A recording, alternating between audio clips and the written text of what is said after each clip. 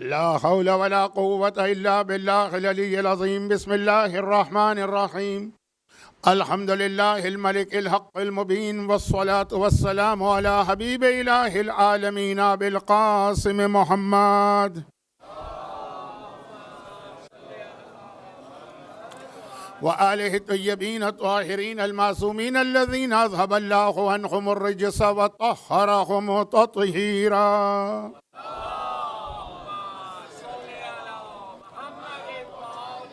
سيما على الإمام المنتظر والحجة الثانية شرجل اللهم له الفرج، ولعنة الله على أعدائهم أجمعين من الأزل إلى الأبد.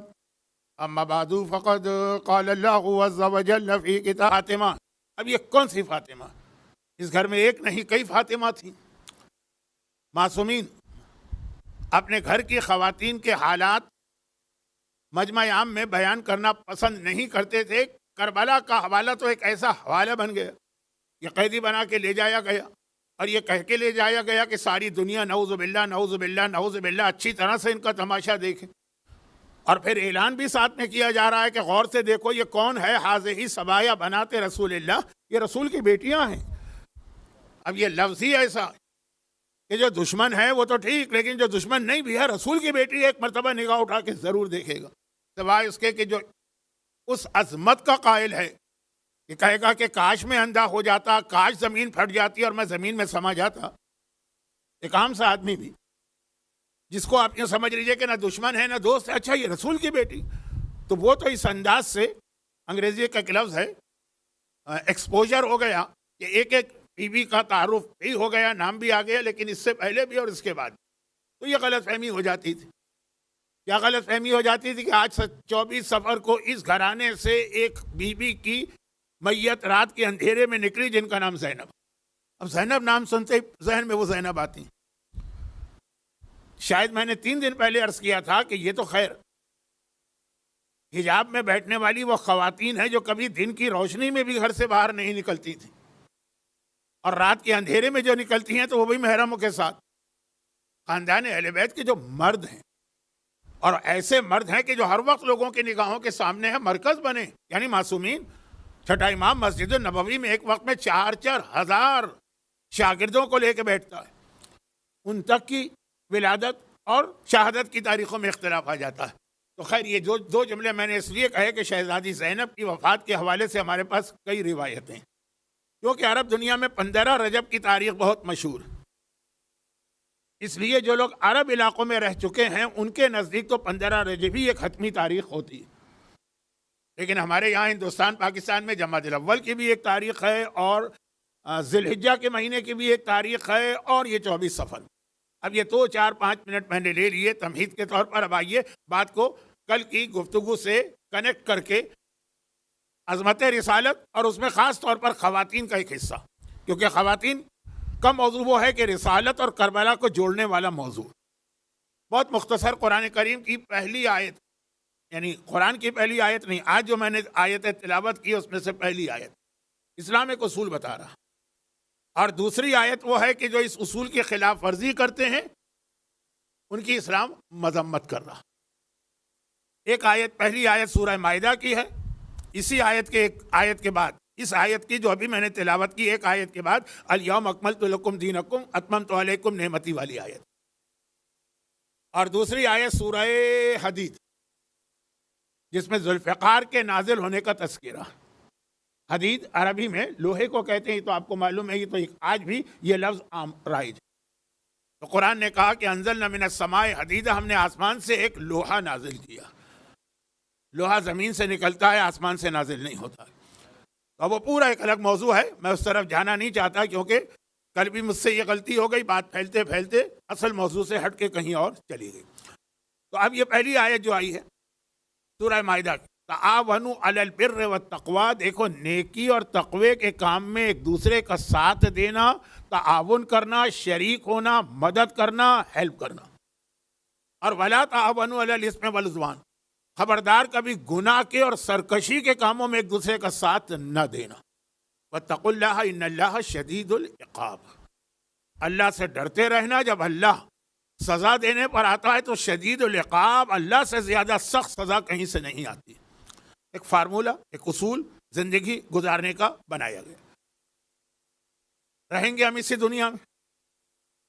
اور عظمت رسالت کا ایک پہلو میرا یہ جملہ بھی ہے، لیکن آج میں اس کی تشریح نہیں کر رہا ہوں ورنہ موضوع آج بھی رہ جائے گا. اور وفات کی مناسبت سے مجھے کچھ جملے شہزادی کے حوالے سے، ثانیہ زہرا کے حوالے سے عرض ہی کرنا. لیکن یہ جملہ یاد رکھیے کہ رہنا ہمیں اسی دنیا میں، اور یہ سب سے بڑا امتحان رسول اور امام کا ہے کہ رہنا اسی دنیا میں، اس دنیا میں رہنا ہے. تو کسی ماچس کی کسی ڈیبیا میں بند کر کے تو ہم کو نہیں رکھا جائے گا. انسانوں کے بیچ میں رہیں گے.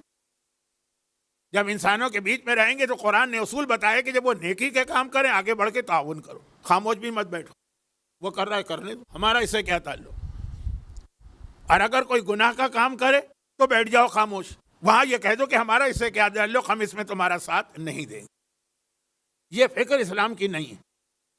کہ مثلا اگر کوئی بہت اچھی کہیں فلم لگی ہے، آج کل تو اب سینماؤں کا رواج ختم ہو گیا، لیکن جب تھا تو دوستوں سے کہا کہ بہت اچھی فلم ہے، چلو ہمارے ساتھ مل کے دیکھتے ہیں.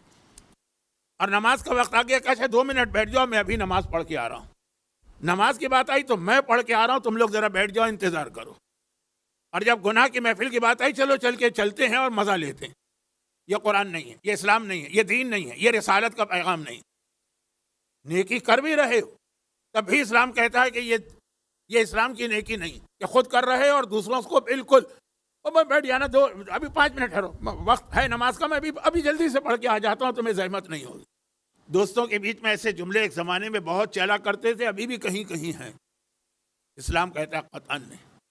اور اس پہ ایک پورا میرا اشرا ہے. کہاں پہ میں نے پڑھا تھا؟ اسی امام بارگاہ علی رضا کے اسی ممبر، پورا ایک اشرا جس میں ایک چھوٹی سی میں نے مثال سے بات شروع کی تھی، وہ مثال ریپیٹ کر دوں. ماہ مبارک رمضان ہے، شوہر نے روزہ نہیں رکھا، بیوی سے کہا کہ ناشتہ بناؤ صبح 8 بجے. وہ بیچاری روزے سے، لیکن کیا وہ ایک ایسے شخص کے لیے جس نے روزہ نہیں رکھا ہے ناشتہ بنا سکتی ہے؟ یہ تعاون ہو جائے گا گناہ کے کام میں کہ نہیں؟ میں نے یہاں سے بات شروع کی تھی. مجھے دوسری مثال بھی یاد آ رہی کہ ایک عورت مثلا ایک بہت ہی، اب آج کل تو خواتین بھی جاب کرتی ہیں یا ایسے پیشے اختیار کرتی ہیں کہ گھر کا خرچہ چلے. اب اس میں کچھ بہت اچھے شریفانہ پیشے ہیں، ٹیچنگ کا ہے، نرسنگ کا ہے، اور لیڈی ڈاکٹر ہے مثلا. لیکن کسی نے بیوٹی پارلر کھولا ہوا ہے، وہ خود تو حرام کام نہیں، لیکن پتہ ہے کہ ایک ایسی عورت آ رہی ہے جو اس لیے میک اپ کرانا چاہتی ہے کہ میک اپ کر کے نامحرموں کے سامنے بے حجاب جائے. ہمارا اس سے کیا تعلق؟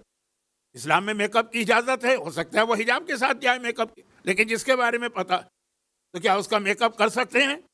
ہم تو ایک جائز کام کر رہے ہیں.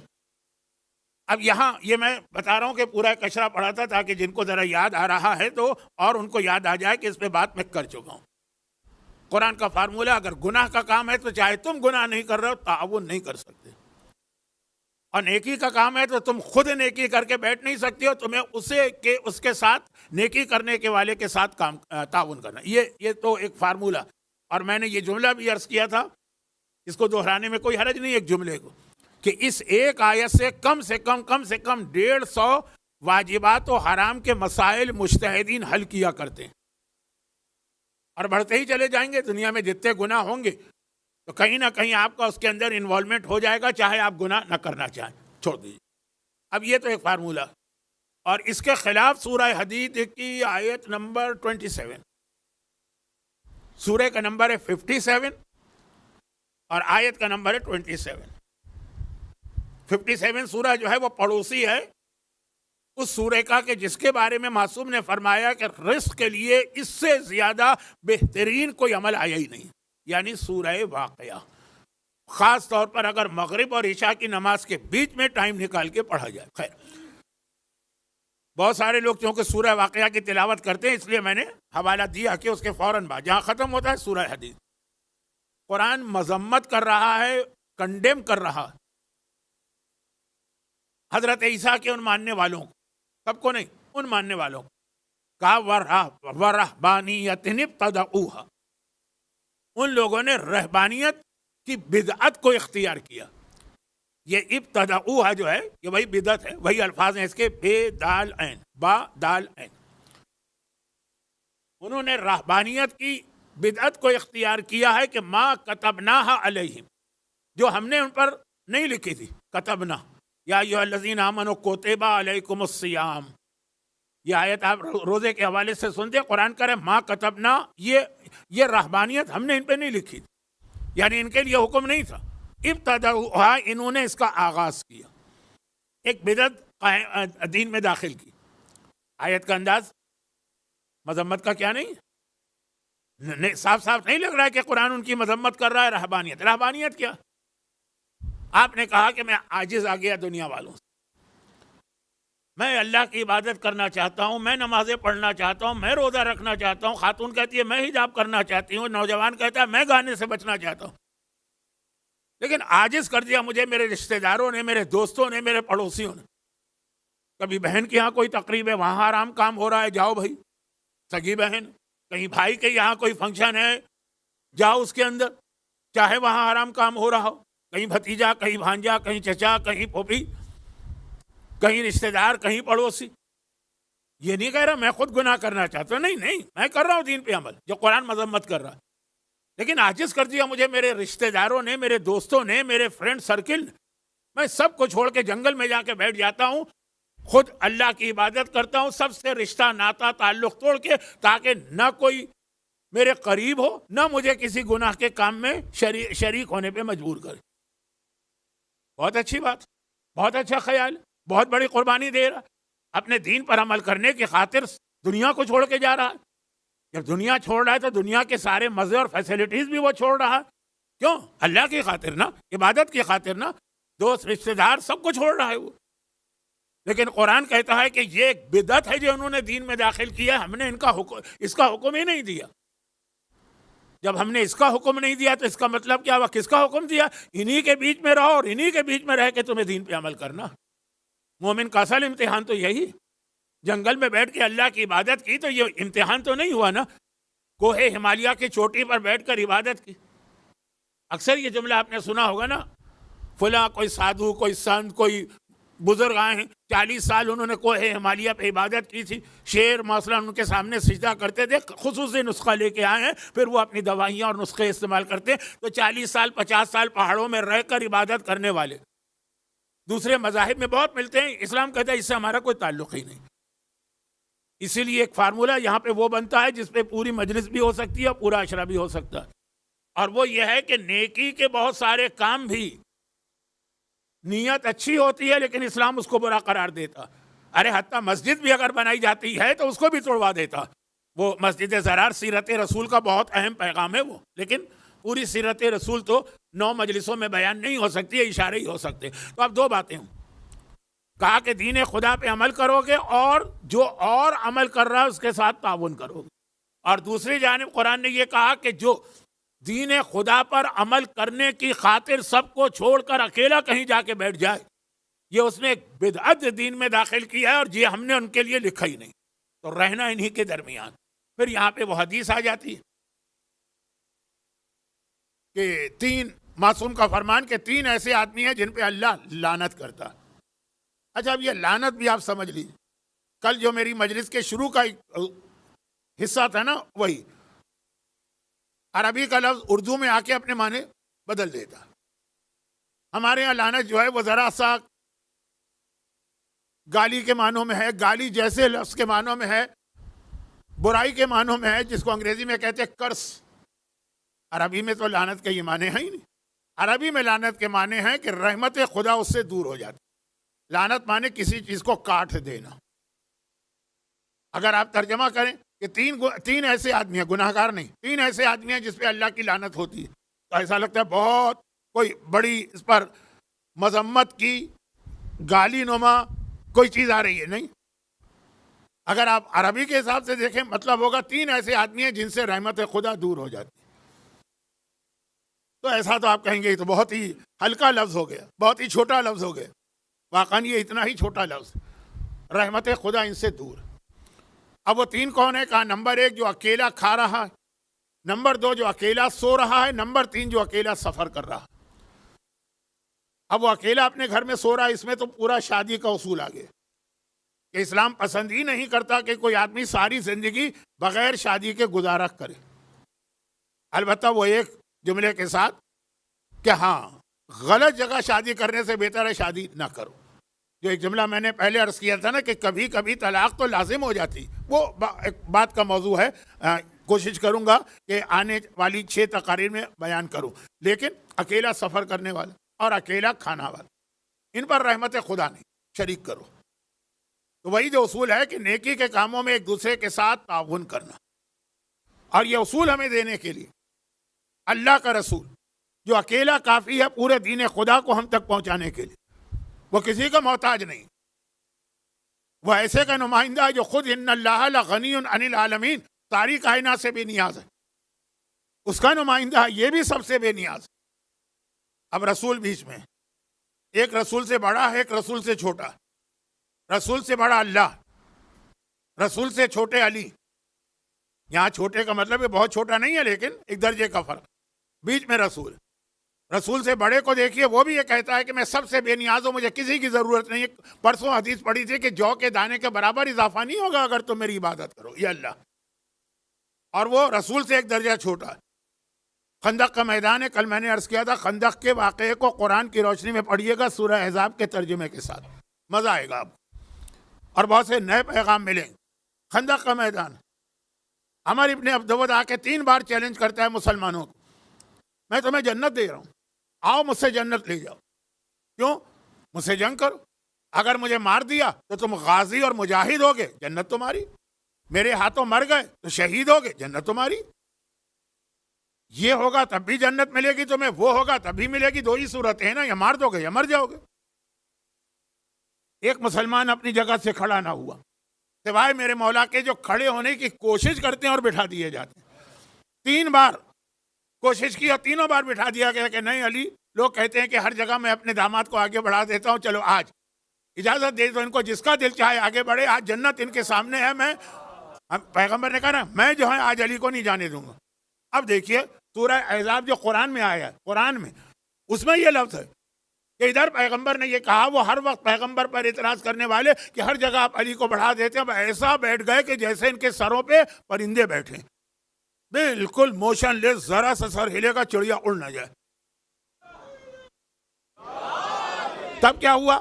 تب پیغمبر نے کہا کہ اے علی 3 بار کی بات ہو گئی. ادھر وہ چیلنج دے رہا, اب مذاق اڑا رہا, عالم کفر عالم اسلام کا مذاق اڑا رہا ہے. پیغمبر نے پھر بھی اتنی دیر تک مذاق برداشت کیا تاکہ کسی مسلمان کو شکایت نہ ہو جائے کہ ہر جگہ علی کو بڑھاتے ہیں. پھر جب 4تھی مرتبہ کہا کہ جاؤ علی, اب جانا ہے, وہاں مذاق اڑ رہا ہے, جانا ہے. تو ایک جملہ وہ کہا جس کی وجہ سے میں نے یہ بہت مشہور جملے آپ کے سامنے پیش کیے. وہ تو آپ کا ایمان تھا کہ آپ نے اس پہ بھی نعرہ لگا دیا, اور نام سے جملے تھے جو آپ مجلسوں میں 85 دفعہ سن چکے ہیں. 4تھی مرتبہ جب مولا کھڑا ہوا تب پیغمبر نے کیا جانے نہیں دیا, رک جاؤ. آئے علی, کیا تمہیں پتا ہے کس کے سامنے جا رہے؟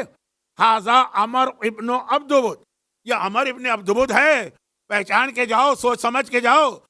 عمر ابن عبدود کو پورا عرب جانتا ہے, 1 آدمی 1000 آدمیوں کے برابر. اور جو نہیں بھی جانتے تھے نا, فرض کیجئے, فرض اتفاقاً کوئی نہیں بھی جانتا, تو اسی میدان خندق میں بعض مسلمانوں نے اس کا قصیدہ پڑھ کے ہر ایک کو بتا دیا یہ کون ہے. یہی تھا نا جب وہ جمپ لگا کے آ گیا تھا اور وہ چیلنج کر رہا تھا, تو وہ جو آیت میں نے پڑھی نا, خبردار گناہ کے کام میں تعاون نہ کرنا, اس کی ایک مثال دیکھی. جن کو نہیں جانا ہے نہیں جانا.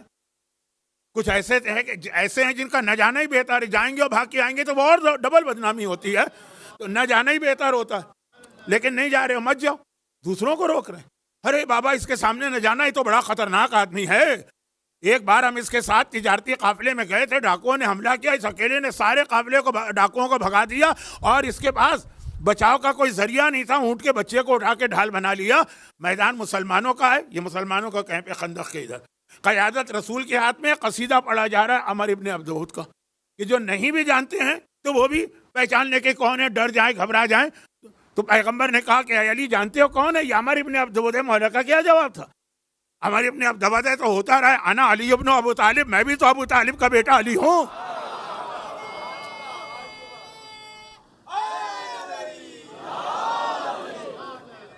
کہنا چاہیے تھا کہ یا رسول اللہ, اچھا یہ اتنا خطرناک ہے؟ تو 2 4 5 سپاہی میرے ساتھ بھیجیے تاکہ میں جنگ کرنے جاؤں، لیکن نہیں، اللہ ساری کائنات سے بے نیاز ہے، اکیلا کافی ہے ساری کائنات کے لیے، تو اس کا ولی جو ہے وہ بھی ساری کائنات سے بے نیاز ہے، وہ اکیلا کافی ہے سب کے لیے۔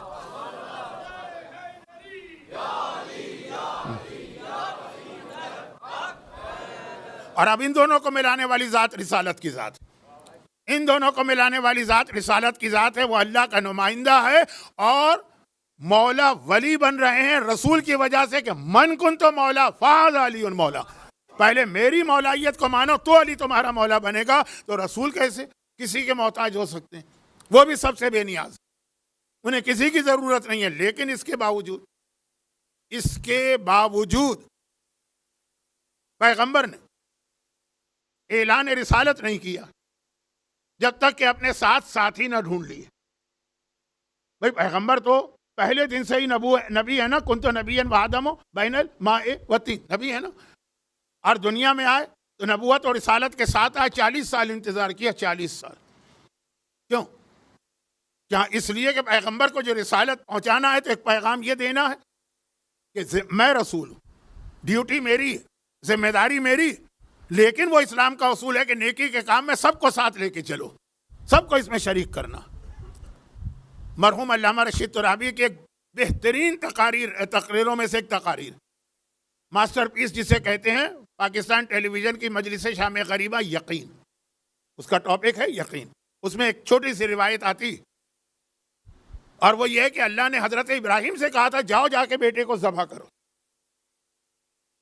ابراہیم سے کہا تھا نا، بس ابراہیم جاتے اور بیٹے کو ذبح کرتے یا ذبح کرنے کی تیاری کرتے، اسماعیل کو بلا دی۔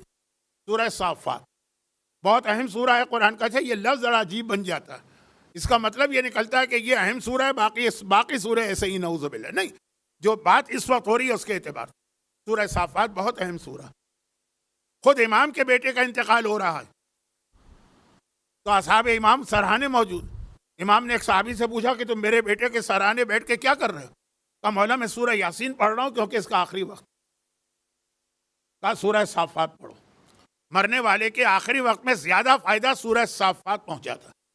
خود امام اپنے بیٹے کے آخری وقت میں، جسے اردو میں کہتے ہیں نزا کا عالم، سکرات کا عالم، اور وہ سورہ یاسین پڑھ رہا ہے، کوئی غلط بات نہیں کر رہا ہے، کہا وہ پڑھو، لیکن سورہ صافات نہ چھوڑنا، اس لیے کہ اس کا فائدہ مرنے والے کو بہت زیادہ۔ اور اس کے بعد پھر روایتیں ہیں کہ مرنے والے کے ایصال ثواب کے لیے سورہ صافات، سورہ یاسین کی بات آئی، کیوں آئی؟ کیونکہ سورہ یاسین ہے 36، سورہ صافات ہے 37۔ اور مزید جا کے آیت اللہ سیستانی کی کتاب میں دیکھ لیجئے کہ جب کوئی آدمی دنیا سے جا رہا ہے تو اس کے آخری وقت میں گھر والوں کی ذمہ داریاں کیا ہیں، اس میں سورہ صافات کی تلاوت بھی لکھی۔ اچھا، اب اس کے اندر پورا حضرت ابراہیم کا واقعہ، اس میں ایک جملہ یہ آیت، قرآن کی آیت کہ اللہ نے ابراہیم سے کہا انی ارا فی المنام، ابراہیم کہتے ہیں میں نے خواب میں دیکھا ہے کہ میں تمہیں ذبح کر رہا ہوں۔ خواب تو نبی کا خواب تو حجت ہوتا ہے، ذبح کر رہا ہوں، حکم خدا۔ کس کو ہے حکم خدا؟ ابراہیم کو۔ اللہ نے اسماعیل سے کچھ نہیں کہا، لیکن ابراہیم نے بلایا نا بیٹے کو، یہ آیت جو میں نے پڑھی ابھی، وہ ابراہیم اسماعیل سے بات کر رہا ہے، یا بنیا، اے میرے بیٹے، انی ارا فی المنام، میں نے خواب میں دیکھا کہ میں تمہیں ذبح کر رہا ہوں۔ اے نبی خدا ابراہیم، یہ حکم آپ کو دیا گیا، اس کا تعلق آپ سے ہے، اسماعیل کو بلا کے ان سے یہ بات کرنے کی کیا ضرورت؟ اس میں اسماعیل کا کیا تعلق؟ حکم باپ کو دیا گیا، باپ کو عمل کرنا۔ لیکن نہ صرف یہ کہ ابراہیم نے اسماعیل کو بتایا، بلکہ ان سے مشورہ لیا کہ میں کیا کروں۔ بیٹے نے کہا کہ بابا یا ابت افعل ما تؤمر، جو آپ کو اللہ نے حکم دیا عمل کریں، ستجدنی انشاءاللہ من الصابرین، آپ مجھے صبر کرنے والوں میں پائیں گے۔ سوال یہ ہے کہ ابراہیم نے بیٹے سے پوچھا ہی کیوں؟ ایک چیز آپ پر واجب ہو رہی ہے، آپ کو شرعاً شاید حق بھی نہ ہو بیٹے سے پوچھنے کا۔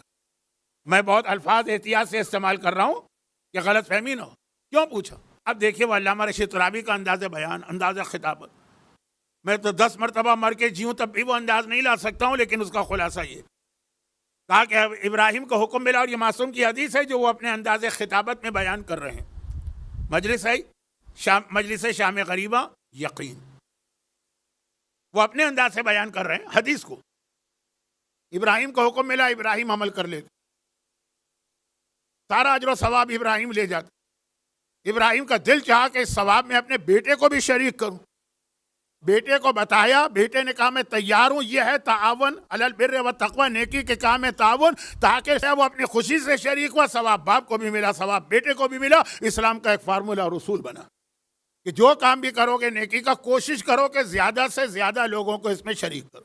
تو اللہ کے رسول کی ذمہ داری، جیسے ابراہیم کی ذمہ داری تھی بیٹے کو ذبح کرنا، اسماعیل کی کوئی ذمہ داری نہیں تھی اس واقعے میں، حکم ان کو دیا گیا، ویسے ہی یہاں پہ رسول کی ذمہ داری ہے رسالت دنیا تک پہنچانا۔ یا ایھا المدثر قم فانذر، اے چادر اوڑھنے والے کھڑے ہو جاؤ، دنیا کو جا کے ڈراؤ۔ یا ایھا رسول بلغ، اے رسول لوگوں تک پیغام پہنچاؤ۔ ذمہ داری رسول کی تھی، رسول تھے، رسول ان کا کام تھا، لیکن نہیں، 40 سال پیغمبر نے انتظار کیا رسالت کے لیے، اور کب یہ پیغام پہنچانا شروع کیا؟ جب اپنے ساتھ ایک ٹیم بنا لی نیکی کے کام میں تعاون، اور بہت سوچ سمجھ کے بھی بنائی۔ ایسا بھی نہیں ہے کہ آپ نیکی کے کام میں تعاون کرنا ہر ارے غیرے کو ملا دیں۔ بعض تو نادان دوست ہیں جو زیادہ خطرہ بن جاتے ہیں سوچ سمجھ کے۔ پیغمبر نے سوچ سمجھ کے یہ بنائی، اور جب ہم نے دیکھا کہ یہ جو پیغمبر نے ایک ٹیم بنائی ہے، اس کا ایک بڑا فائدہ کیا ہوا، تو سمجھ میں آیا کہ 40 سال کیوں انتظار کیا۔ اب دیکھیے ہوا یہ تھا کہ پیغمبر اسلام نے تبلیغ شروع کی، جہاں بھی معاشرے کے خلاف کوئی آدمی کام کرتا ہے اس پہ تہمتیں، الزامات، ایلیگیشن، ایکیوزیشن، عجیب عجیب باتیں کہی جاتی، پہلے بھی اور آج بھی۔ آج واٹس ایپ آپ کے ہاتھ میں ہے، آج فیس بک آپ کے پاس موجود ہے، آج سوشل میڈیا کے کتنے پلیٹ فارم موجود ہے جس پہ جو الزام چاہے لگا دے، اور کوئی اگر ایسی بات کہہ رہا ہے جو عام معاشرے کے خلاف جا رہی ہے، سب ہاتھ دھو کے اس کے پیچھے پڑ جاتے ہیں۔ اور آج بہت آسان ہو گئے، ایک بچہ بھی گھر میں بیٹھ کے 50 الزامات مرجے وقت پہ بھی لگا دے، کون ہاتھ پکڑنے والا؟ مرجے کا نام میں نے مذہبی دنیا کے اعتبار سے لیا، میں نے دنیا کے بڑے بڑے رہنما وہ بھی پریشان ہیں اس بات سے۔ لیکن یہ کوئی آج کی بات نہیں ہے، جب رسول نے آغاز کیا تبلیغ کا، وہاں بھی یہی ہوا، پروپیگنڈا، الزامات، تہمتیں، لیکن بہت سوچ سمجھ کے لگائی جا رہی تھی۔ آج کل جو ہمارے یہاں عام لوگ تہمتیں لگاتے ہیں فیس بک کے اوپر یا واٹس ایپ کے اوپر، آپ کو نظر آئے گا، کبھی یہ آ جائے گا کہ ارے وہ فلاں مرجے وہ تو اتنے $1,00,000 کسی سے رشوت لے کر فتوے دے رہا ہے۔ مثلا میں بہت احتیاط سے بھی بات کر رہا ہوں، مراجع کی عزت کا بھی خیال کرتے ہوئے بھی بات کر رہا ہوں، جو ہو رہا ہے وہ بھی تھوڑا سا پیغام پہنچانا۔ لگا دیا آپ نے الزام ایسے ہی آنکھیں بند کر کے، لیکن عربوں نے جو الزام لگایا سوچ سمجھ کے لگایا۔ بلکہ شروع میں تو آپ کو لگے گا کہ کوئی الزام نہیں ہے، الزام ہوتا ہے کہ مثلا پیسے کے لالچ میں، الزام ہوتا ہے حکومت کے لالچ میں۔ یہ بھی عربوں کے دماغ میں خیال تھا نا، جب آ کے پیغمبر کو آفر کی تھی کہ کہاں شادی کرنا ہے، خاندان آپ بتائیے، شادی ہم کروائیں گے، کتنی دولت چاہیے، آپ رقم آپ بتائیے، ہم آپ کے قدموں میں ڈھیر کر دیں گے، کس قبیلے کی بادشاہت چاہیے آپ بتائیے، ہم آپ کو حاکم بنا لیں گے۔ یہ تو واقعہ اپنی جگہ ہے، لیکن وہ یہ جو 3 چیزیں، ان کو آپ الزام نہیں مانیں گے، اور یہی سب سے خطرناک چیز ہے۔ ایسی بات کہو کہ سامنے والا سمجھ ہی نہ پائے کہ کتنا بڑا الزام لگ رہا ہے، کہا یہ رسول شاعر ہے، یہ رسول جادوگر ہے، یہ رسول مجنون پاگل ہے۔ اب میں بہت احتیاط سے بات کر رہا ہوں۔ جس نے پیغمبر کو شاعر کہا، جس نے پیغمبر کو جادوگر کہا، اسے اللہ نے پھر بھی برداشت کر لیا۔ جس نے پیغمبر کو مجنون کہا، اسے برداشت نہ کر سکا اللہ۔ یہ شان توحید کے خلاف ہے، برداشت نہ کرنا، یہ محاورتاً۔ اور کیا نتیجہ اس کا نکلا، میں اکثر مجلسوں میں پڑھتا ہوں، آج میرے پاس وقت نہیں، شاید میں کل پڑھوں، عظمت رسالت۔ دیکھیں 3 الزام ایک وقت میں قریش نے لگا، پہلے 2 کو اللہ نے پھر بھی برداشت کر لیا، تیسرا برداشت نہیں ہوا۔ جو تمہیں دل چاہے کہو، لیکن میرے نبی کی عقل پہ کبھی اعتراض نہ کرنا۔ اب فارمولہ بتا دی، چاہے پیغمبر کی رسالت کے آغاز میں مجنون کہا جائے تب بھی، اور چاہے اختتام پہ کوئی، میں بس اس سے زیادہ کہنا نہیں چاہتا ہوں۔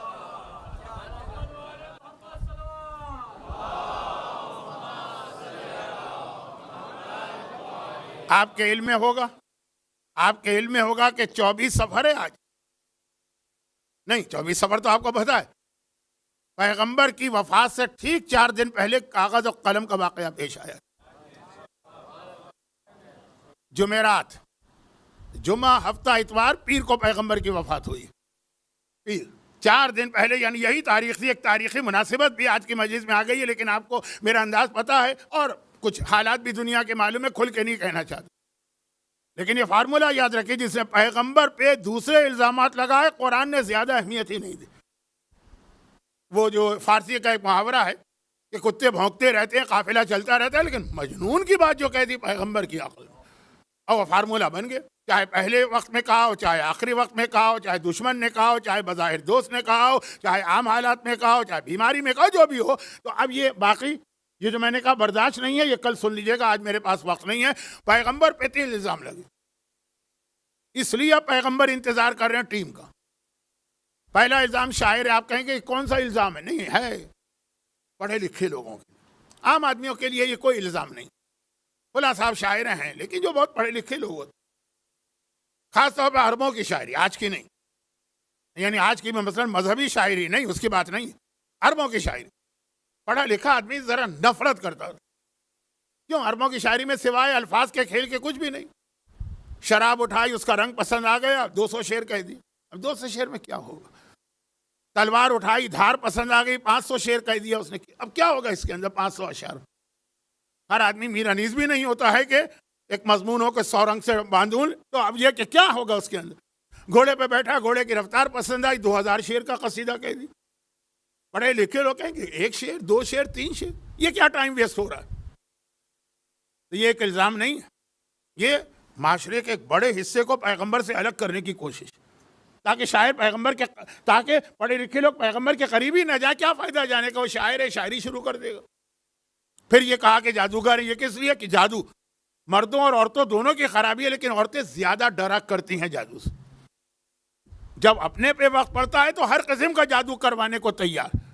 پیغمبر کی حدیث ہے، جو 1 قدم چل کے جادوگر کی طرف گیا، وہ اتنے قدم چل کے میری رسالت سے باہر نکلا۔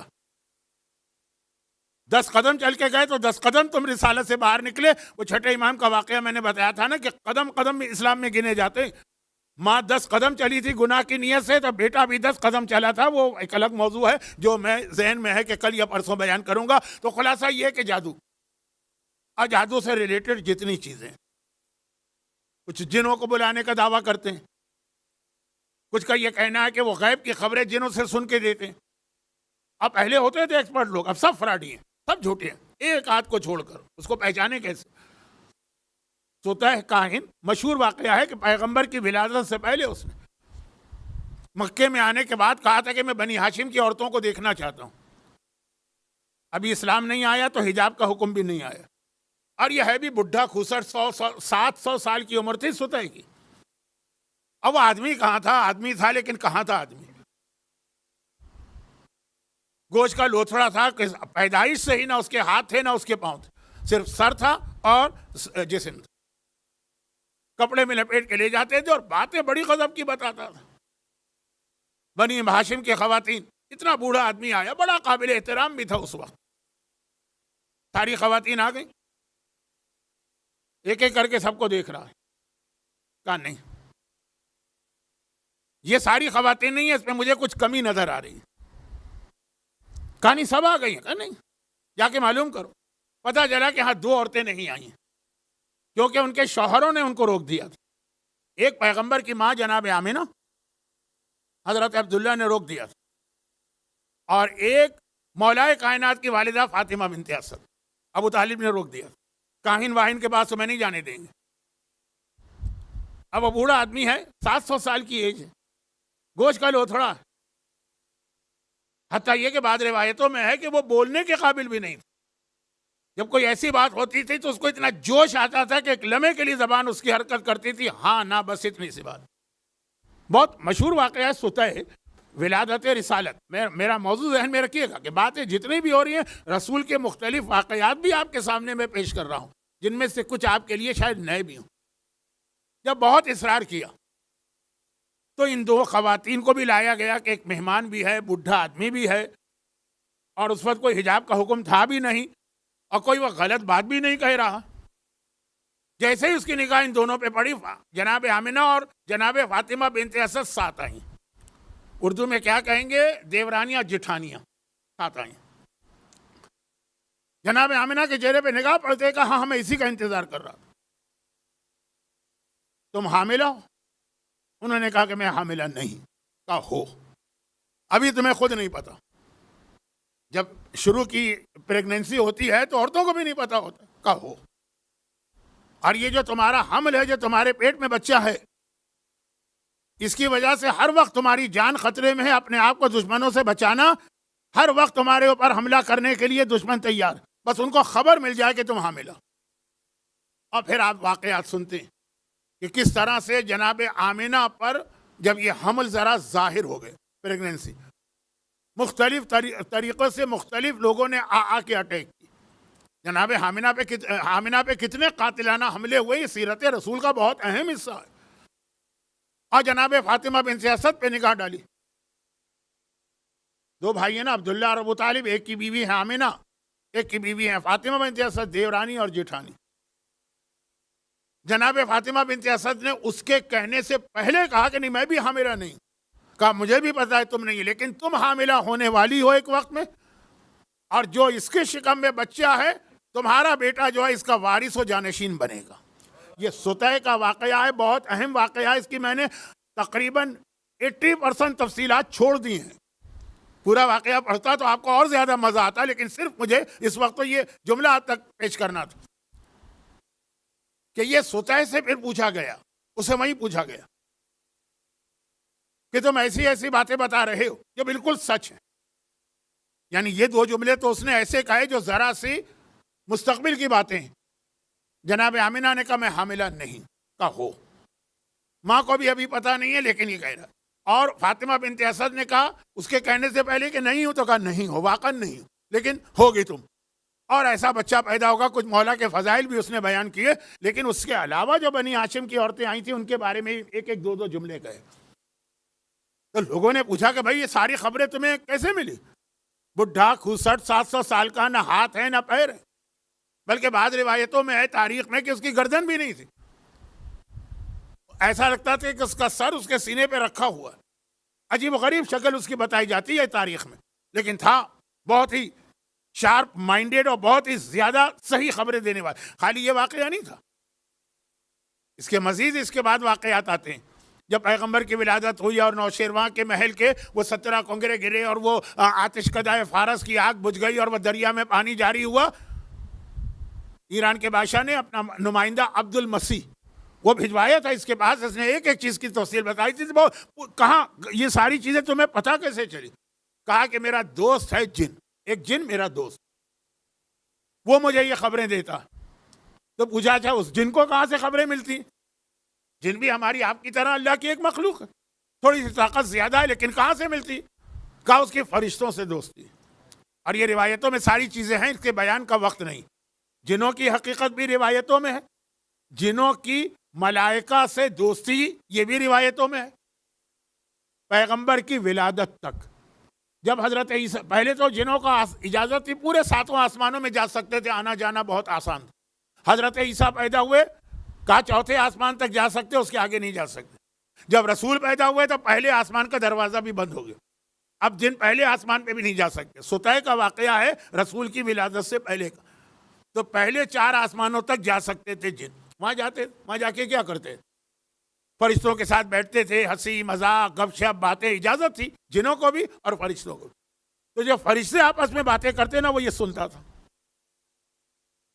کیا باتیں کرتے؟ ایک فرشتہ دوسرے سے کہتا تھا کہ ہاں بھائی اگلے ہفتے میں فلاں کی روح قبض کرنا، باتیں ہو رہی ہیں آپس میں. اگلے 2 ہفتے کے بعد ہمیں جا کے فلاں آدمی کا رزق بند کرنا. ہوتا اللہ کے حکم سے کن فیکون، لیکن ملائکہ کا ایک سسٹم ہے نا. اگلے ہفتے فلاں کے بیٹے کی موت دینا ہے مسئلہ. اب یہ سب سن رہا ہے، بیٹھا ہے وہیں پہ یہ جن، ساری باتیں یاد کر کے آتا. انسانوں میں جو اس کا دوست ہوتا ہے اس کو بتا دیتا ہے، وہ لوگوں کو بتاتا ہے. امام نے کہا اسی لیے یہ سچے بھی ہیں کاہن، اب جھوٹے ہو گئے، کیونکہ خبر جس سے لاتے تھے وہ فرشتے تھے. فرشتے رہتے ہیں آسمانوں پر. جب پہلے آسمان سے بھی ان کا راستہ بند ہو گیا، 17 ربیع الاول کی تاریخ جب رسول پیدا ہوئے، اب یہ خبر نہیں لا سکتے. تو اب اگر یہ جن کو خبر دیتے ہیں وہ اپنے اندازے سے دیتے ہیں، تکے لگا کے دیتے ہیں. لفظ ممبر کے لیے اچھا تو نہیں ہے لیکن تکا یہ ہوتا ہے کہ آپ 10 باتیں بتائیے، 5 صحیح ہوں گی 5 غلط ہوں گی. وہ اپنے دل سے، اس سے پہلے ساری باتیں صحیح ہوتی. کہا میرا دوست ایک جن.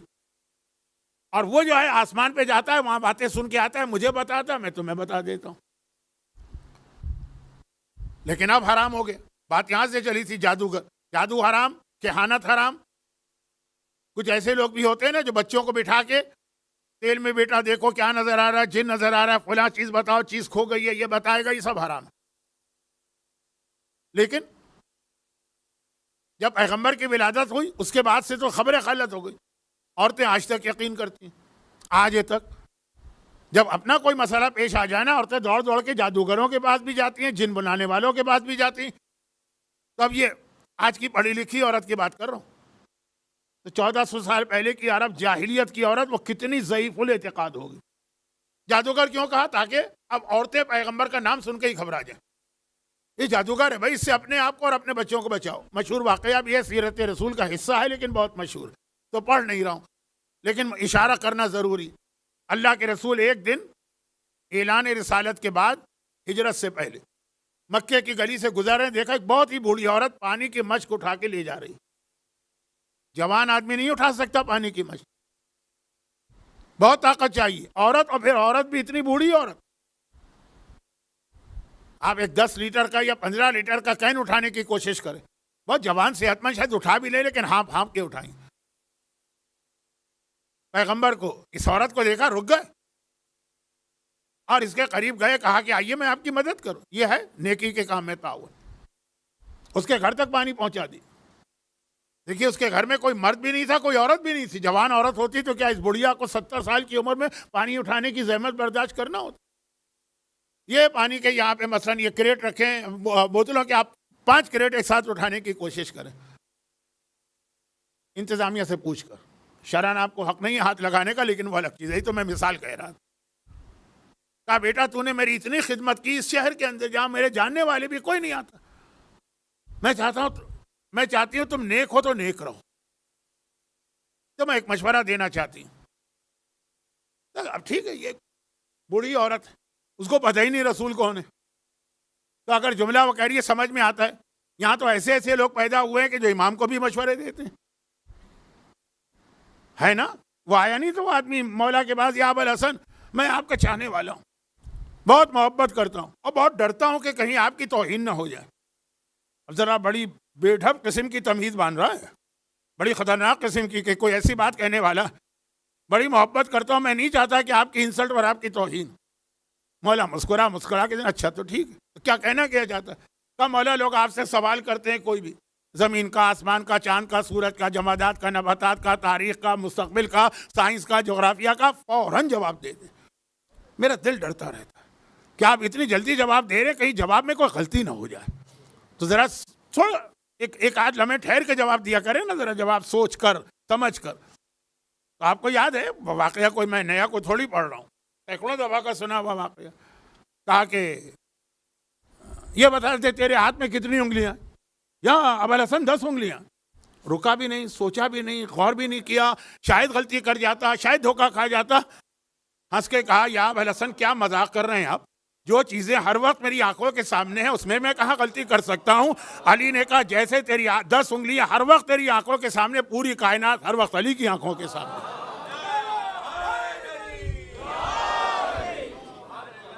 تو اب مشورہ دینے والے جیسے آج بھی بہت سے لوگ مہاراجی کو بھی ایک مشورے دیتے ہیں، لیکن موضوع کہیں جا رہا ہے. تو عورت نے مشورہ دیا، سمجھ میں آتا ہے، بڑھیا ضعیفہ گھر میں بیٹھنے والی، نہ رسالت کو جانے نہ معرفت رکھے، اپنے حساب سے. ہاں پیغمبر نے کہا بتائیے کیا مشورہ؟ کہا میرا مشورہ یہ کہ مکے میں ایک جادوگر آ گیا ہے، بڑا خطرناک جادوگر، اس کے قریب نہ جانا. جو اس کے قریب گیا اس نے اس کو خراب کر دی. اس مجمع میں میں دیکھ رہا ہوں وہ مومن بھی میرے سامنے، اشارہ نہیں کر رہا ہوں بالکل، کہیں توہین نہ ہو جائے، جو میری مجلس سے بڑے شوق سے سنتے ہیں، لیکن اپنی بیوی کو منع کرتے خبردار ان کی کوئی مجلس نہیں سننا، یہ عورتوں کو خراب کر دیتے، ہمارے خلاف بغاوت پہ آمادہ کر دیتے، ہمارے گھر کا نظام خراب کر دیتے. میں خود جاتا ہوں، مجھے مزہ آتا ہے، مجھے اچھا لگتا ہے، لیکن ان کی وجہ سے گھر کی عورتیں بگڑی جاتی ہیں. یہ بھی ہمارا حق ہے، وہ بھی ہمارا حق ہے، یہ بھی ہمارا احترام ہے. تو خیر، تو میں تو بات کروں، میں کیا ہوں؟ عورت کہہ رہی ہے کہ آ گیا بڑا خطرناک جادوگر، اس نے ہمارے خاندانوں کو توڑ دیا. کیوں؟ کہ جس گھر میں اس کے چاہنے والے پیدا ہو گئے وہاں جھگڑے ہو گئے. باپ بیٹے سے لڑ رہا ہے، بھائی بھائی سے لڑ رہا ہے، شوہر بیوی سے لڑ رہا ہے، یہ الگ بات. تو آپ کو یاد ہے کہ پیغمبر نے سر جھکا کے کہا کہ آپ ماں کی مانند ہیں، مشورہ آپ کا بہت اچھا ہوگا لیکن میں عمل نہیں کر سکتا. بھائی کیوں عمل نہیں کر سکتا؟ کہا اس لیے کہ میں وہی تو ہوں جس کے بارے میں آپ مجھے بتا رہے ہیں. تو کیا گھبرا کے کہتی تو یہ جو تو نے میری مدد کی ہے یہ کیوں کی ہے؟ کہا یہی پیغام لے کے تو میں آیا ہوں کہ کمزوروں کی مدد کرو. کہا یہ تیرا دین ہے؟ اشہد ان لا الہ الا اللہ و اشہد انک رسول اللہ. عظمت رسالت، کردار سے اسلام پھیلاؤ. جو پانچویں امام نے آگے جا کر باقاعدہ اپنے جو حدیث بنا دی، کونوا دعاۃ الناس بغیر السنتکم، تم لوگوں کو دعا، دائی، دعوت دینے والے، بلانے والے، ہماری طرف بلانے والے بناؤ، لیکن بغیر السنتکم، زبان سے نہ بلانا، اپنے کردار سے بلانا. پورا ایک الگ موضوع ہے لیکن وقت بہت زیادہ گزر گیا. تو اب یہ عورتیں، گھر میں بیٹھنے والی بڑھیا ضعیفہ جسے پتہ ہی نہیں دنیا میں کیا ہو رہا، کوئی اس کے لیے پانی تک لانے والا نہیں، اس کا مطلب ہے دنیا سے اتنی کٹی، وہ بھی ڈر رہی ہے کہ جادوگر ہے عورتوں کو. اور پھر کہا پاگل ہے. پاگل تو آپ کو پتا ہے نا، ہم اور آپ رحم کھاتے ہیں، بچے مذاق اڑاتے ہیں. بچوں کو بتا دیجئے کہ فلاں آدمی پاگل ہے. پاکستان کی بات کر رہا ہوں، یہاں تک قوانین بھی کچھ اور ہیں. پتھر لے کر ایسا اس کے پیچھے پڑتے ہیں کہ اچھا خاصا انسان اگر بچے اس کے پیچھے لگ جائیں محلے کے یہ لونڈے، تو کیا حالت ہو جاتی ہے اس آدمی کی، پاگل نظر آتا. کہا تھا کہ بچوں کو ایک مشغلہ ہاتھ آ جائے، اس کی بات نہیں سنے، پاگل ہے. تو آپ پیغمبر، اب یہ تین الزامات بہت اہم ہیں. آخری کو یاد رکھیے گا، کل عظمت رسالت کا ایک اہم پہلو آ رہا ہے کہ اللہ سب برداشت کر گیا، یہ نہیں برداشت کیا. یہ برداشت محاورتاً کہہ رہا ہوں، توہین پروردگار نہیں کر رہا ہوں، کہ تین الزامات نہیں لگائے. تین اہم ترین معاشرے کے گروپس کو پیغمبر سے دور کر دیا، کیونکہ پیغمبر کا کلام سنو گے تو بدل جاؤ گے. اسود ابن زرارہ کا واقعہ اسی ممبر پہ میں 3 دفعہ پڑھ چکا ہوں. دور سے ہی پیغمبر کا کلام سنا اور کیسے بدل گئے، کتنے دشمن تھے، قریب نہ آنے دو. تو پیغمبر نے جو ہمیں اصول دیا تھا، تعاونوا علی البر والتقوی، نیکی کے کام میں تعاون کرو، خود بھی اس پہ عمل کیا. ایک ٹیم بنائی، ان کو لے کر رسالت کو آگے چلاؤں گا، جبکہ میں اکیلا بھی کافی ہوں پیغام میں رسالت پہنچانے کے لیے، لیکن ٹیم بناؤں گا. اور اس ٹیم کا ایک فائدہ یہ ہوگا کہ تم نے مجھے شاعر کہا تاکہ ذرا پڑھے لکھے سمجھدار قسم کے عقل مند لوگ میری بات نہ سنیں. تو میری ٹیم میں سب سے پہلا نام ابو طالب کا ہوگا، کہ دنیا دیکھ کر کہے کہ جب ابو طالب جیسا عقل مند، مدبر، انٹلیکچول، سمجھدار آدمی محمد کا ساتھ دے رہا ہے تو اس کا مطلب یہ کہ محمد شاعر نہیں ہے، رسول برحق ہیں. تم نے کہا کہ میں جادوگر ہوں تاکہ عورتیں میرا کلام نہ سنیں بلکہ مجھ سے دور رہیں، خود بھی دور رہیں، اولاد کا بھی دور کرو. تو میں اس وقت تک تبلیغ نہیں کروں گا جب تک کہ میری بیوی خدیجہ میری ٹیم میں شامل نہ ہو، کہ عورتیں دیکھ کر کہے کہ اگر یہ جادوگر ہوتا تو خدیجہ جیسے خاتون کا بھی ساتھ نہ دیتی. تم نے مجھے مجنون کہا تاکہ بچے میرا کلام نہ سنے اور کہیں یہ پاگل ہے. میں اس وقت تک تبلیغ نہیں کروں گا جب تک کہ میرا 10 سال کا بھائی علی ابن ابی طالب رسالت میں میرا شریک نہ ہو.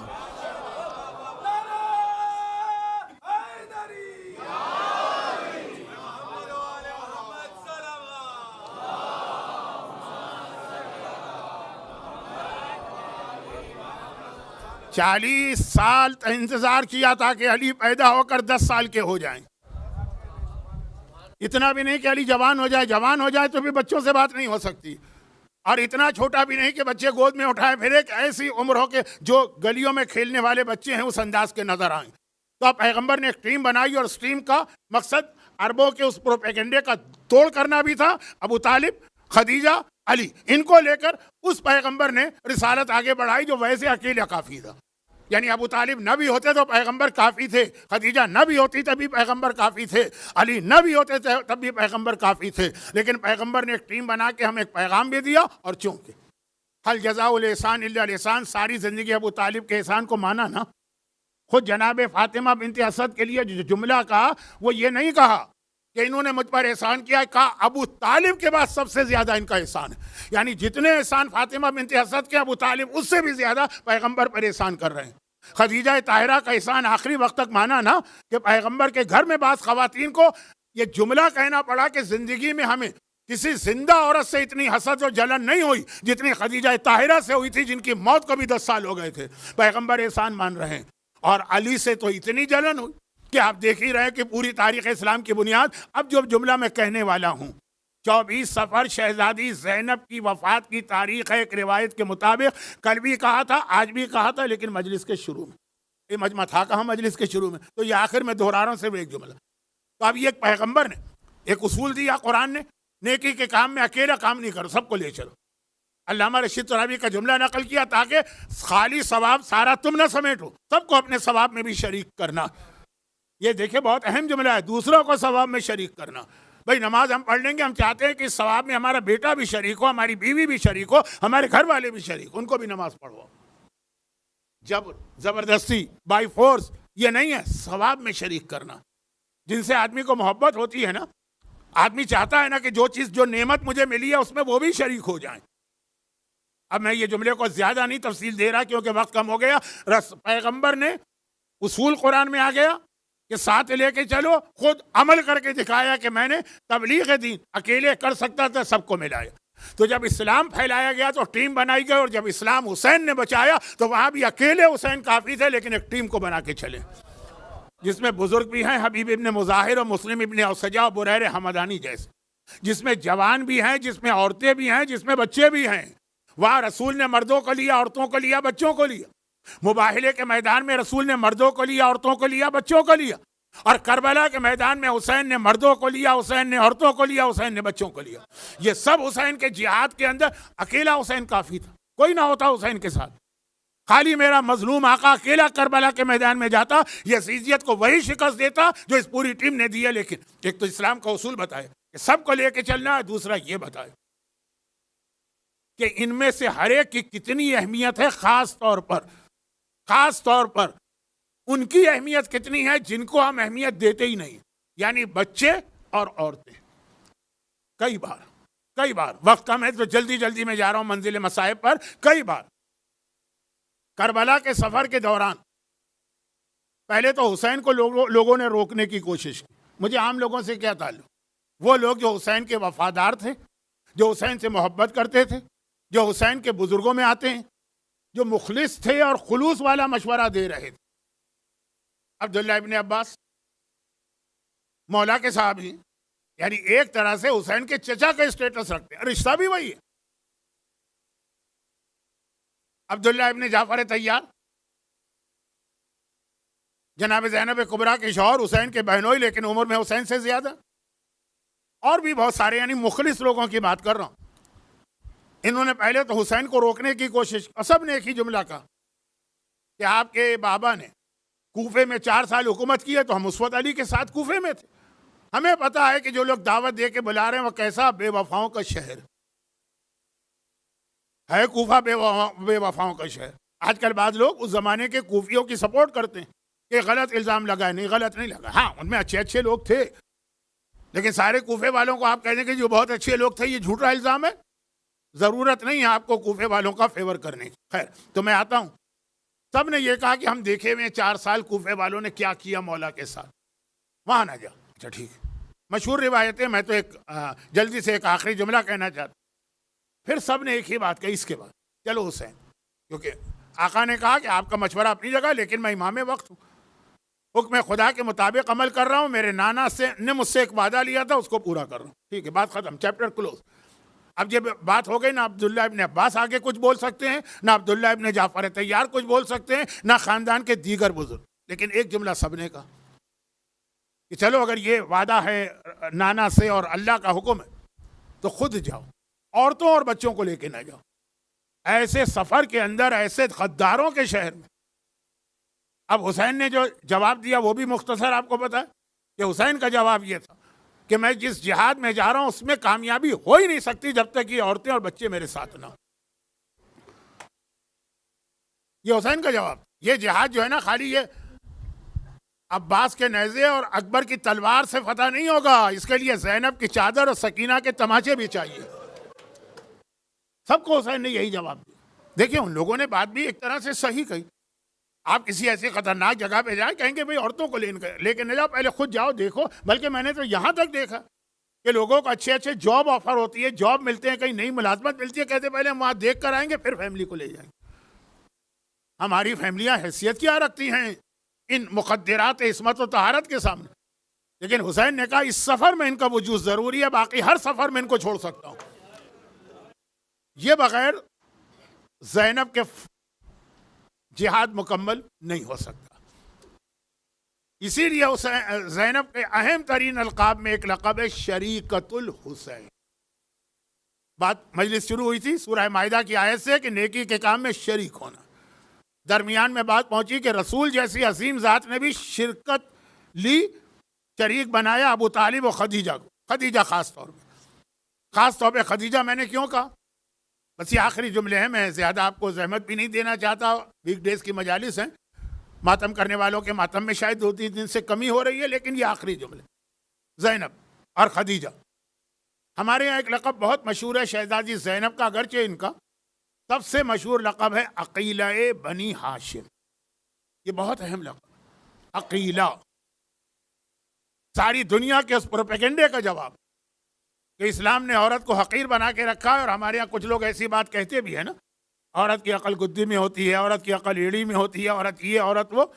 جو لقب ملا ہے زینب کبریٰ کو وہ عقیلہ ملا ہے. عقیلہ سمجھانے کا وقت نہیں ہے اور ضرورت بھی نہیں ہے، مجمع جانتا. شہزادی زینب کا دوسرا مشہور ترین لقب ہے شریکت الحسین، کہ جہاد کربلا سمجھ میں نہیں آتا جب تک کہ یہ نہ سمجھے کہ جیسے وہاں خدیجہ شریک رسول تھی، یہاں پہ یا حضرت ابو طالب شریک دعوت اسلام تھے. ابو طالب مشہور مرثیہ، یہاں زینب. لیکن جو ہمارے یہاں لقب مشہور ہو گیا ہے آج کل شہزادی کا، غلط نہیں ہے لیکن وہ ہمارا بنایا ہوا. حالات کو دیکھ کے ہمارے یہاں زیادہ مشہور لقب ہے ثانیہ زہرا. غلط نہیں ہے، لقب صحیح ہے، لیکن یہ کسی معصوم کی زبان پہ نہیں آیا یا اس زمانے کے کسی خاندان کی فرد کے زبان پہ نہیں آیا. جناب زینب کو عقیلہ بنی ہاشم عبداللہ ابن عباس نے کہا تھا. معصوم کی زبان پہ شہزادی زینب کے لیے کون سا لقب آیا؟ خود پیغمبر کی زبان پہ. چلیں اور چھوڑیں، پیغمبر سے بڑی ذات کون سی ہے؟ اللہ. اللہ کا تو ذکر ہی نہیں. اور کس دن ہے جس دن شہزادی پیدا ہوئی؟ جب پیغمبر زینب کو لے کے مسجد میں آئے تو پہلے تو یہ کہا نا کہ مجھے مبارکباد دو، اللہ نے مجھے یہ بیٹی عطا کی. ان سب لوگوں کے لیے ایک پیغام تھا جو قرآن کے سورہ مجھے یاد نہیں ہے، سورہ کہف ہی ہے شاید یا سورہ انبیاء. ظل وجہ مسودہ. جب کسی کو بتایا جاتا ہے تمہارے گھر میں بیٹی پیدا ہوئی، اس کا چہرہ کالا پڑ جاتا ہے. یہ خبر سن کے، یہ قرآن کے الفاظ ہیں. اسود، کالا پڑ جاتا ہے وجہ، اس کا چہرہ. ان سب کے منہ پہ ایک تھپڑ کہ بیٹی کی اہمیت کو سمجھو. پیغمبر مبارکباد لینے آئے بیٹی کے حوالے سے. پھر ایک جملہ کہا کہ بنتی حاضی مسیل و خدیجہ، میری یہ بیٹی مثل خدیجہ ہے، یعنی ثانیہ خدیجہ. خدیجہ پیغمبر اسلام کے ساتھ شریک تھی. تبلیغ میں نے کچھ کوشش کی آپ کو یاد دلانے کی، اور کہا گیا کہ ثانیہ خدیجہ ہیں زینب. ثانیہ زہرا ہیں لیکن یہ لقب معصوم کا نہیں ہے. وہ حالات کو دیکھ کے ہم نے دیکھا کہ واقعا ایسا جہاد کیا اور ایسا سیرت کا پہلو تھا کہ وہ زہرا کی ثانی لگتی، لیکن ثانیہ خدیجہ تو خود پیغمبر نے لقب دیا. ایک وجہ تو یہی تھی کہ جس طرح پیغمبر کی رسالت میں زینب کبریٰ کا جو حصہ ہے، نہیں خدیجہ کا جو حصہ ہے، وہ رسالت کی تبلیغ میں خدیجہ کا جو حصہ ہے وہ امامت کی تبلیغ میں زینب کا حصہ. ایک اس لیے، دوسرا اس لیے بھی کہ حالات خدیجہ کے حالات اور زینب کے حالات بہت سملر. شہزادی فاطمہ کے حالات اور زینب کے حالات ایک جیسے نہیں. شہزادی فاطمہ جس دن دنیا میں آئی اس وقت سے لے کے اپنی وفات تک پوری زندگی غربت میں گزاری. وہ الگ بحث ہے کہ یہ غربت جو تھی یہ مجبوری والی نہیں تھی، یہ اختیاری غربت تھی، لیکن تھی غربت. خدیجہ طاہرہ جب دنیا میں آئیں اس وقت سے لے کر اعلان رسالت تک دولت کی انتہا نہیں تھی. خدیجہ کی دولت تو مشہور ہے، اس مجمع کو کیا بتانے کی ضرورت. زینب کبریٰ جب دنیا میں آئیں پہلے 5-6 سال ماں کے ساتھ، اس کے بعد زینب کی زندگی ماں کی طرح غربت میں گزری ہے یا نانی کی طرح سے دولت میں گزری؟ نانی کی طرح دولت. اتنی دولت میں پڑھ چکا اس ممبر پہ، اس لیے اس کو دوہرا نہیں رہا ہوں. زینب کے گھر میں اتنی دولت تھی، درہم و دینار کے ڈھیر لگے ہوئے. مجھے اپنا جملہ بھی یاد آ رہا ہے جو 2 سال پہلے بھی میں نے کہا تھا. ایک آدمی شروع سے غریب ہو اور پھر اس کے گھر میں کچھ فاقے بڑھ جائیں نا، وہ پھر بھی برداشت ہو جاتے ہیں، وہ ہے ہی عادی. اور جو بنا ہوا ہے جب اس کی بگڑتی ہے نا، وہ زیادہ بڑا امتحان ہوتا ہے. وہ خدیجہ کا امتحان تھا کہ جو سونے اور چاندی میں کھیلتی تھی اور آخر میں حالت تھی کہ پھٹا ہوا لباس پہنتی ہے. اور یہ قربانی کس کے لیے دیے؟ اسلام اور رسول خدا کے. یہ زینب کبریٰ تھی کہ سونے چاندی میں کھیلتی تھی. یہ جملہ یاد رکھیے. دولت دنیا بھری تھی. عبداللہ ابن جعفر طیار ان کے شوہر عرب کے سب سے مالدار آدمی تھے. حکومت وقت ان سے لون لیتی تھی. اور پھر اس کے بعد حالت یہ ہو گئی، اب میں توہین کی نیت سے نہیں کہہ رہا، غربت کی، جس کی یہ حالت یہ ہو گئی کہ زندان شام میں اگر اس کی بچی دنیا سے گئی ہے تو کفن پہنانے کے لیے ایک چادر بھی نہیں. کفن کے لیے چادر نہیں. اسی کرتے میں سکینہ دفن ہوئی ہے، جس کے لیے 2 جملے تاریخ میں آتے ہیں اس کرتے کے لیے. بھئی یہی جملہ کتنا غضب کا جملہ ہے کہ کرتے میں دفن کی گئی، چادر نہیں تھی. اور 2 جملے آتے ہیں. پہلا جملہ یہ آتا ہے کہ جلا ہوا کرتا تھا. کون سا آگ کون سی ہے؟ شام غریبہ کے وقت جو خیمے جلے تھے تو جو کرتے میں آگ لگی تھی، یعنی وہی کرتا چلا آ رہا. اور دوسرا جملہ یہ آتا ہے کہ خون آلود کرتا تھا. وہ جب اونٹ سے گری تھی اور رسی سے باندھ کے لے جایا گیا تھا. کیونکہ آپ جناب سکینہ کے مصائب یہاں سن چکے ہیں. خواتین میں تابوت بھی نکلا ہوگا، یہاں بھی نکلا ہوگا، تو میں مصائب ریپیٹ نہیں کر رہا ہوں، بتا رہا ہوں. سکینہ کا تو امتحان تھا ہی تھا. زینب کا کتنا بڑا امتحان تھا، جس نے عرب کی سینکڑوں بچیوں کو لباس مہیا کر کے دیا، جس نے عرب کی سینکڑوں عورتوں کو لباس مہیا کر کے دیا. آج اپنی بچی کے کفن کے لیے ایک چادر یا ایک صحیح لباس نہیں. یہ بھی امتحان. ثانیہ زہرا، ثانیہ خدیجہ. مگر شاید اس میں ایک تیسری مناسبت بھی ہے. میں حالات کو ملا رہا تھا نا، تیسری مناسبت بھی ہے، اور وہ یہ ہے کہ کتنا ہی ظالم، کتنا ہی سنگ دل. ہم آج کل کچھ مثالیں آ جاتی ہیں پاگلوں کی، اس کو چھوڑیے. انسان ہو کتنا ہی برا انسان، ماں کے سر سے چادر کبھی نہیں کھینچے گا. یہ تمہاری ماں خدیجہ کی مانند، یہ ثانیہ خدیجہ ہے. اس کے سر سے چادر کھینچی تو ایسا ہے جیسے تم نے اپنی ماں کے سر سے چادر کھینچی. ماں کے بازوؤں میں کبھی رسی نہیں باندھے گا. اگر تم نے اس کے بازوؤں میں رسی باندھی تو ایسا ہے جیسے تم اپنی ماں کے بازوؤں میں رسی باندھ رہے.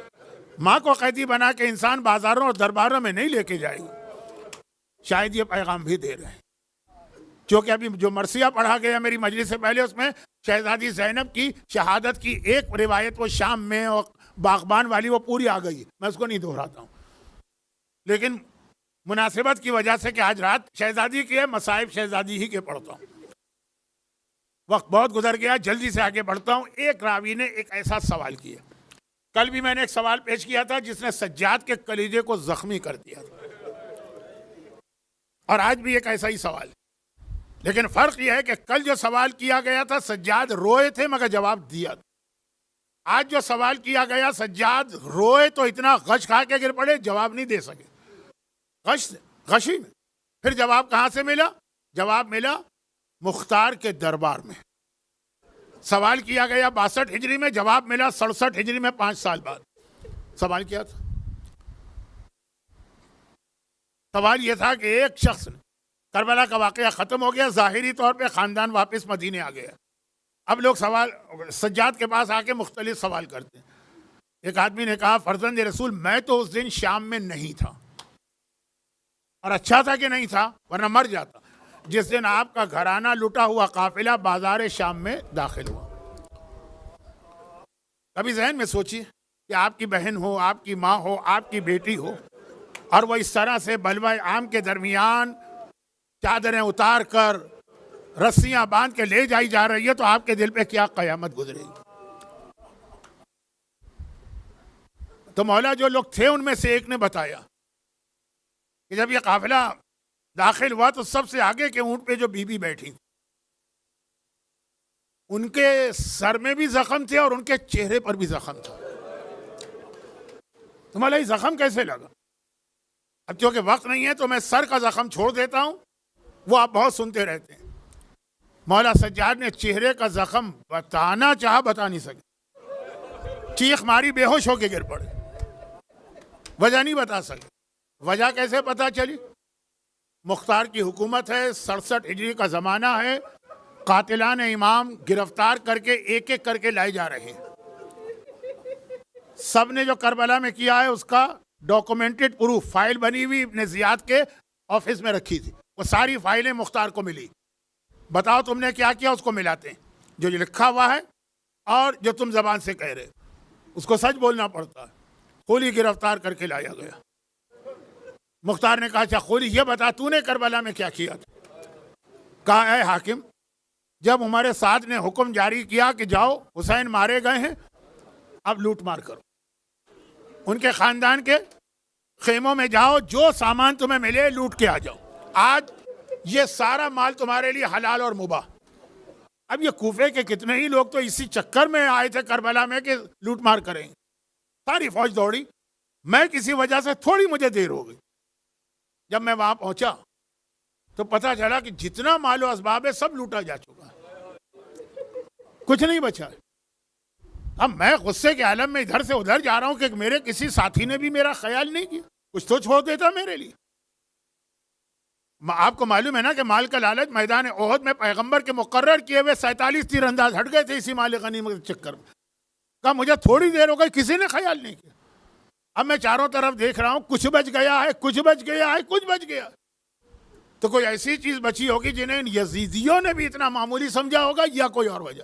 میں نے دیکھا ہاں خیمے تو جل چکے تھے، خیمے جلائے تھے ان لوگوں نے، ایک چادر یا نرم سی چادر اور بستر ہے، اس پہ ایک جوان لیٹا ہے جو بخار کی شدت سے تڑپ رہا ہے۔ اس بیمار جوان کی حالت دیکھ کر کسی یزیدی کی بھی ہمت نہیں ہو رہی ہے، دل نہیں چاہ رہا کہ یہ اس کے نیچے سے چادر کھینچے۔ میں نے سوچا یہ اس کے جملے کہہ رہا ہوں کہ ہوگا یہ بیمار، میں اپنا نقصان کیوں کروں، اتنا مجھے مل رہا یہی لے لو۔ میں نے چادر کو اس کے نیچے سے کھینچا۔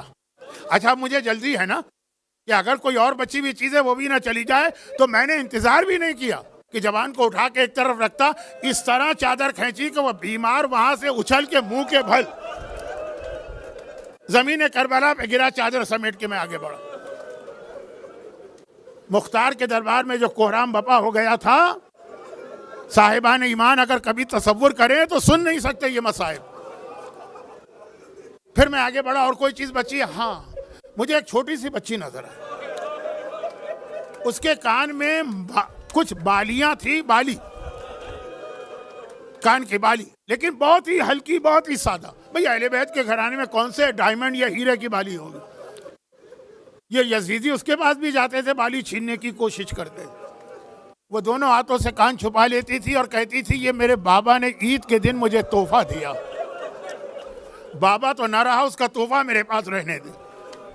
چنانچہ وہ یزیدی بھی آگے بڑھ جاتے تھے کہ ایک تو بچی کی فریاد، پھر اتنی معمولی بالی۔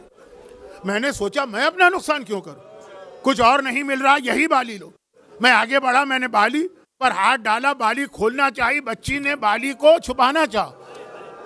میں نے دل میں سوچا یہ بچی تو میرا وقت ضائع کر رہی ہے، بالی کھولنے کا وقت نہیں ہے۔ میں نے دونوں بالیاں کھینچ کے اتاری، بچی کے دونوں کان کٹ گئے، خون جاری ہوا، بالیاں میرے پاس آ گئی۔ اور کچھ بچا ہے، اور کچھ بچا ہے؟ مختار کے دربار میں خولی بتا رہا ہے اور سجاد کے سوال کا جواب اب آ رہا۔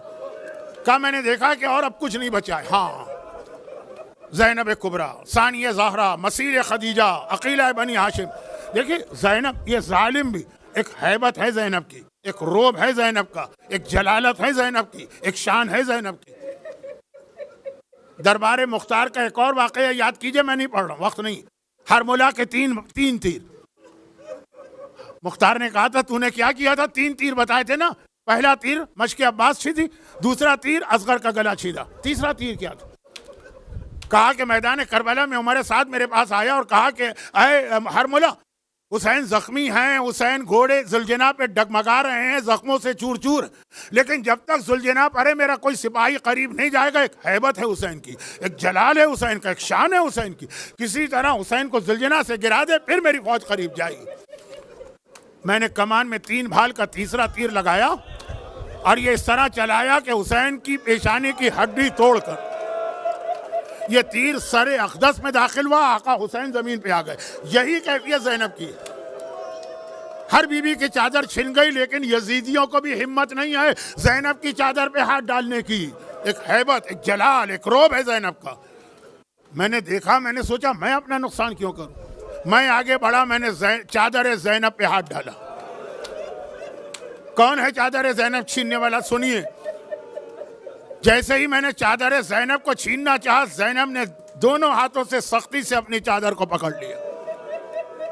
خولی کون ہے؟ فوج کا جوان سپاہی ہے، 25 سال 30 سال کی ایج تھی، 30 سال جوان، طاقتور، فوج میں طاقتور۔ زینب کون ہے؟ 55 سال کی ضعیفہ ہے، عورت ہے، کلیجے پہ 18 داغ لگ چکے ہیں، لیکن ہے تو فاتح خیبر حیدر کرار کی بیٹی نا۔ اپنی چادر کو جو اپنے دونوں ہاتھوں سے پکڑا تو میں پوری طاقت لگا کے تھک گیا، چادر نہیں چھڑوا سکا۔ میں نے سوچا کہ یہ میرا نقصان ہو رہا ہے، کیسے چادر چھڑواؤں؟ میرے ہاتھ میں کوڑا تھا، میں نے کوڑا اٹھایا، زینب کے چہرے پہ کوڑا مارا، زینب کے چہرے کی کھال پھٹی، خون جاری ہوا، زینب کی گرفت ڈھیلی پڑی، چادر میرے ہاتھ میں آئی، زینب کا رخ فرات کی جانب ہوا۔ عباس ذرا آ کے دیکھ، تو نہ رہا تو کس طرح تیری بہن کی چادر چھین لی گئی۔ اجرکم اللہ، پروردگارہ باب الحوائج عباس سے علمدار کا واسطہ، اور بھائی ہونے کے باوجود عباس نے ہمیشہ جسے آقا زادی کہا، اس زینب کبریٰ کا واسطہ۔ جو لوگ مصائب زینب پہ گریہ کر رہے ہیں، ان کے گریہ کا واسطہ انہیں دنیا آخرت کی ہر پریشانی سے محفوظ فرما، ان کے آنسوؤں کو رومال زہرا میں جمع کر کے روز قیامت شفاعت کا ذریعہ بنا، ان کی حاجتیں پوری فرما، مرحومین کی مغفرت فرما، ظہور امام میں تعجیل فرما۔ ربنا تقبل منا انک انت السمیع العلیم۔